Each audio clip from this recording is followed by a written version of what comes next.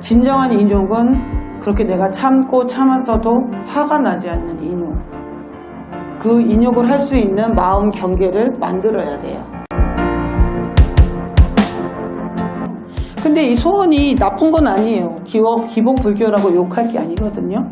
기복이 왜 나빠요? 기복은 뭐예요? 복을 기원한다 이 얘기잖아요. 근데 복을 짓는 것부터 시작하지 않으면 이 세상에 어떠한 그 선행도, 자비심도, 그 다음에 종교도 결국 이루어지지가 않아요. 복을 기반으로 합니다. 이 인욕하는 부분에서는 억지로 인욕하시면은 오히려 독이 돼요. 이게 누구를 위한 공부가 아니에요, 불교는. 정말 불교 공부는 나 자신을 위한 공부예요.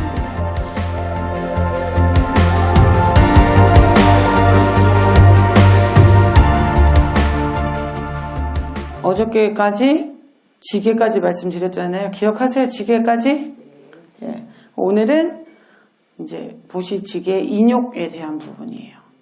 인욕과 정진이 같이 가는데, 인욕은 뭐예요? 참는 거. 많이 참고 살죠, 보살님들. 진짜 참아요? 네, 많이 참고 살아요, 진짜. 진짜요? 네. 아, 말은 못 참는 것 같은데, 다들. 다 참고 사는데 말들은 못 참고 사는 것 같아, 제가 보니까.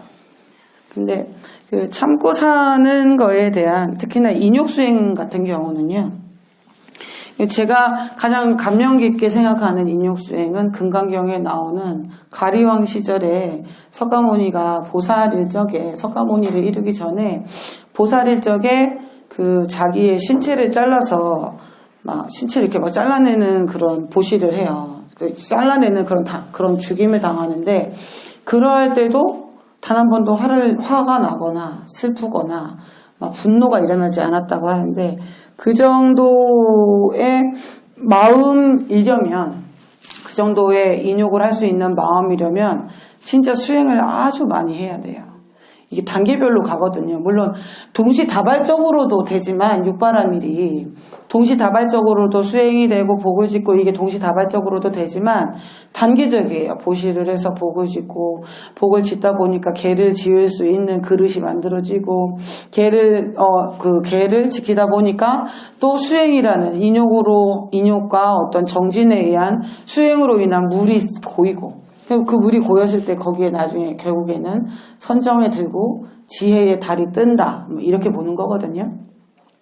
근데 이제 그렇게 단계별로 갔을 때 인욕할 수 있는 것도 복이 있어야 돼요. 예전에는 뭐 일화가 되게 많아요. 한 번 화낸 그 과보로 500생의 여우생을 받았다든가 뭐 이런 얘기들 많이 들으셨을 거예요. 컨스님들 많이 이 법문하죠.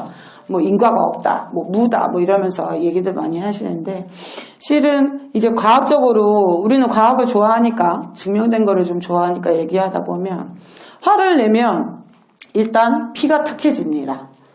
일단 왜? 열이 확 올라서 독이 오르니까 피가 새까매져요. 피가 좋아지지 않는다는 건 첫째는 내 심장에 무리가 갈 것이고, 그 다음은 나의 여러 장기에 무리가 갈 것이고, 그것보다도 내 뇌에도 많은 그 어떤 영향이 미치겠죠.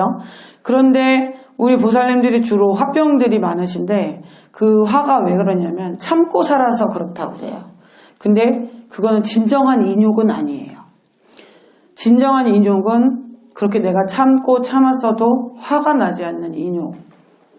그 인욕을 할 수 있는 마음 경계를 만들어야 돼요.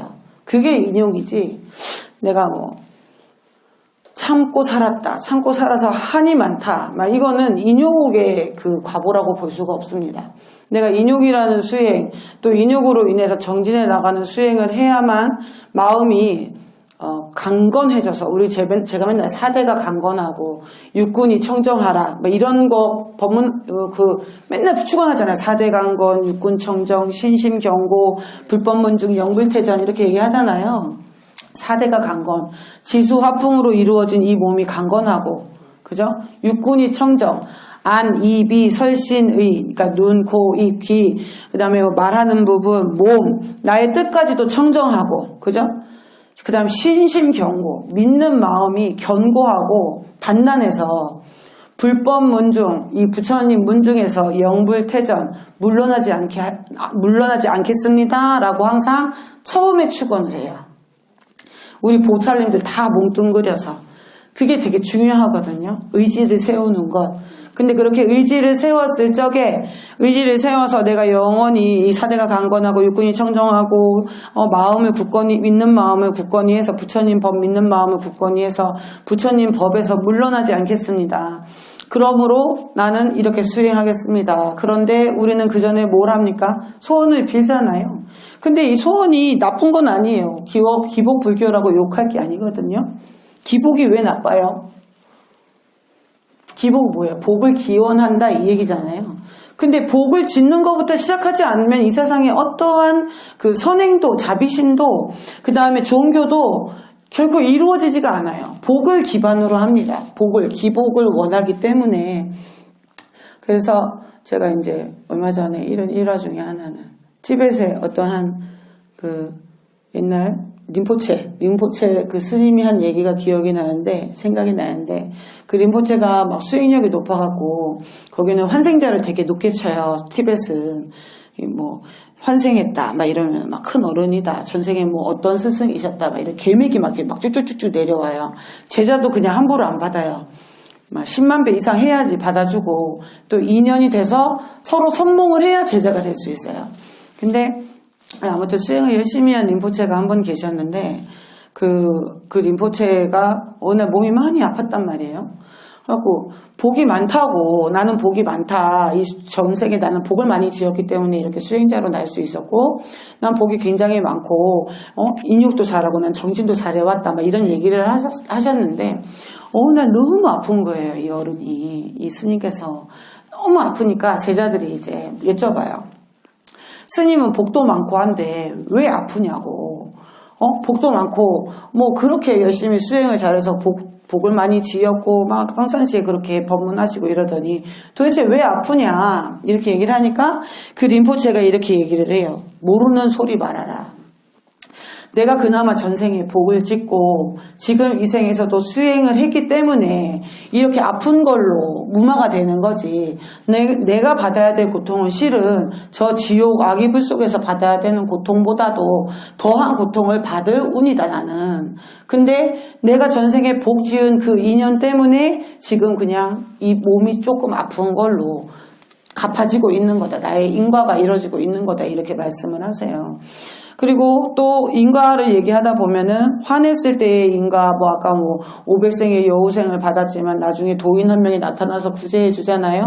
말 한마디 해서 뭐 구제해 주고 뭐 이런 일화들이 있는데 이 인욕하는 부분에서는 억지로 인욕하시면은 오히려 독이 돼요. 왜?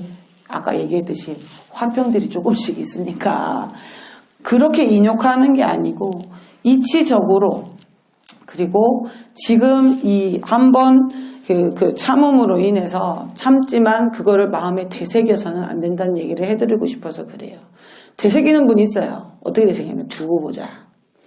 내가 언젠간 이렇게 되새겨요. 내가 가만 안 있을 거야. 막 이렇게 되새겨요. 이런 거 하지 말라는 거예요. 아, 나한테 이런 인연이 왔구나. 내가 당장 화날 일이 생겨. 저라고 왜 화가 안 나겠어요. 근데 저는 좀 빨리 잊어버려요. 화가 나도. 후딱 이렇게 화 났다가 그럴 수도 있지 이랬다가 어떤 날은 또 정말 화를 냈다가 또 그럴 수도 있지 또 이랬다가 조금 왔다 갔다 하는데 근데 그거를 마음에 오래 두진 않아요. 마음에 오래 두면 뭐가 된다? 병이 돼. 병이 되면 어떻게 된다? 우리 이 연세 조금 젊으신 분도 있고 뭐 많으신 분도 있는데 암이 오기가 제일 쉬워요. 암이 오시는 분들의 대부분을 보면 그 패턴이 있어요. 패턴이. 아주 무료해서 우울하거나 삶이 아니면 너무너무 바쁘고 열심히 산 사람 주로 이런 사람들한테 암이 와요. 바쁘고 열심히 일한 사람 그 사람의 어떤 감정의 폭이 더 넓어요. 화냈다가 울었다가 좋았다가 말았다가 이 사회생활을 많이 할수록 이게 많아지거든요. 근데 오히려 단조롭게 생활하시는 분도 또 그래요. 자기 자신의 그 우울함을 참아내지 못해요. 그래서 또 병이 오고 막 이런 식인데 뭐 어찌되었건 그런 병이 올 정도로 참고 살아서는 또 안 됩니다. 이러면 또 말이 그걸 어떻게 살라는 거야? 막 이렇게 되는데, 그런 속에서 그런 것들을 잘 참고 인욕해낼 수 있는 마음의 힘을 기르자는 거예요. 결론은. 마음의 힘을 인욕해낼 수 있는 마음의 힘을 뭘로 길러? 연부를 하거나 참선을 하거나. 네. 그렇게 길러야지. 안 그러면은 내가 열심히 살다가도 어느 날 내 자신에 대해서 되돌아봤을 때 나라고 할 게 실은 없는데도 불구하고 수많은 분들이 절에 다녔었으면서도 계속 나를 강조하고 살거든요. 근데 나라고 강조할 게 없기 때문에 그 여러분들이 기도하고 연부를 하고 막 이런 것들은 지금 당장 내가 있기 때문에 그래요. 그리고 해야 돼요. 지금은 해야 될 때예요. 만약에 여러분들이 진짜 막 복이 너무 수승하고 깨달을 정도의 어떤 수승한 복과 지혜를 갖췄다면 여기 와서 이 얘기 듣고 있지 않겠지. 그지? 이렇게 지금의 삶을 살고 있지 않겠지. 보다 다른 삶을 살고 있겠지. 그죠? 그렇기 때문에 제가 처음 말씀드렸던 복을 왜 짓는가를 항상 생각을 하셔서 이 인욕도 복을 짓는 거의 하나예요. 내가 한번 참음으로 인해서 나에게서 그러니까 내가 한번 화를 확 내면 나에게 있던 공부나 수행력이 확 감해져요. 근데 내가 한번 참음으로 인해서 내가 지금 가지고 있던 기도력이나 마음의 힘이 증장돼요. 그래서 참는 거예요. 그게 이제 법화경에 보면 상불경 보살이 있어요. 상불경 보살. 무조건 감사합니다. 다 덕분입니다. 막 이렇게 얘기를 하죠. 그 보살처럼은 인욕을 못하더라도 그 보살의 아주 요만큼 발끝만이라도 쫓아가면 당신이 부처님입니다. 이러면 실은 크게 화낼 일이 없어요. 저렇게 못생기고 화내는 부처도 있구나 이렇게 딱 인정하면 그러면은 그렇게 화날 일이 별로 없습니다. 그래서 인욕하고 인욕으로서 이제 정진을 삼는 이러한 부분을 얘기했는데 선정지에 가면 이제 어려운 말이 나오고 이래요. 실은 대승불교에서 가장 최고의 보살의 덕목이 실은 육바라밀이거든요. 근데 이제 우리는 육바라밀을 행할 때 얼마나 그거를 제대로 알고 행하는지 공부를 너무 안 해요, 우리 보살님들이. 공부할 게 엄청 많아요. 이게 논문만도 어마어마하게 많거든요. 육바라밀에 대한 것들이. 그래서 보살님들 미리 좀 공부 좀 하고 오셔갖고 저를 좀 당황시켜 주세요. 선생님 공부 안 했구나. 이렇게 얘기하셨으면 좋겠어요. 좀 찾아보고 인터넷에 육바라밀만 쳐도 다음에 불교 카페가 많잖아요. 다음 카페 이런 데 육바라밀 들어가면 아주 기초적인 것부터 정말 심오한 것까지 내용이 아주 많으니까 공부 좀 하고 오세요. 집에 가셔서 아이고 힘들다 가고 공양하시고 바로 주무시지 마시고 조금 공부 좀 하세요. 시간이 있을 때 해야 됩니다. 시간을 내서 해야 되는데 내라는 말을 하기도 이제 힘들어. 내가 맨날 기도는 시간을 내서 해야죠. 이렇게 말씀을 드리는데 어찌되었건 시간을 내서 이게 누구를 위한 공부가 아니에요. 불교는. 정말 불교 공부는 나 자신을 위한 공부예요.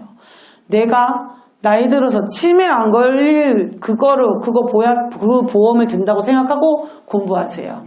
내가 치매 보험 든다는 생각으로 불경 공부하세요. 그럼 치매 안 옵니다. 설사 와도 예쁜 치매가 오겠지. 미운 치매 말고. 뭔지 알죠? 미운 치매 뭔지 아시지? 들어봤지? 미운 치매, 예쁜 치매가 있더라고요. 근데 온화한 사람이 될 수 있어야 돼요. 내가 죽는 날까지 어떠한 사건, 사고, 가족, 내 주변의 모든 사람들에게서도 내가 온화한 사람으로 기억되기를 발언하세요. 내가 온화한 사람으로 기억이 되려면 정말 마음에 자비심이 있고 그 다음에 산란심이 없고 증오심이 없고 이렇게 돼야 돼요. 자비심만으로 똘똘 뭉쳐야 내가 정신이 없어도 나의 본능이 그냥 자비를 행할 수 있어야 돼요. 아셨죠? 그래서 오늘 기도 열심히 하셨고 공양은 어차피 못 드립니다. 근데 바나나와 떡이랑 귤은 좀 가져가시고 귤을 일부러 많이 사는데 오늘 좀 안 좋더죠? 네. 어제도 그랬어요? 그 집을 이용하지 말아야 되겠다. 딴 집으로 가야 되겠다. 예, 이제 끝물이라서 그건 어쩔 수 없는데, 그럼 오늘은 귤 갖고 가지 말고 오렌지 갖고 가세요. 아니요, 귤을 차라리 오렌지를 넣었어야 되는데. 귤도 오렌지도 다 갖고 가. 또 꺼내서 올리면 되니까. 아무튼. 아니요, 아직까지는 예. 귤 넘었잖아요. 선물하십시오. 감사합니다.